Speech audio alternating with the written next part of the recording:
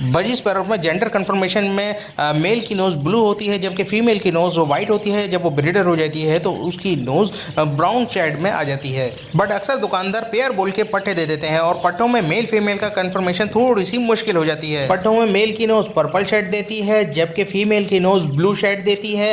इस blue shade का खास बात यह है कि इसकी जो नाक के जो होल हैं उसके सराउंडिंग में आपको व्हाइट कलर के निशान नजर आ जाएंगे। अब पट्टा है या बड़ा, इसको पहचानने के लिए सिंपल है। इसकी आप आंखें देखें, पट्टों की आंखें काली होती हैं जबकि जो ब्रीडर होगा, जो बड़ा होगा, उसकी आंखों में आपको रिंग नजर आ जाएगा। इसी तरह की इन्फॉर्मेटिव वीडियो के लिए चैनल को अभी सब्सक्राइब करें।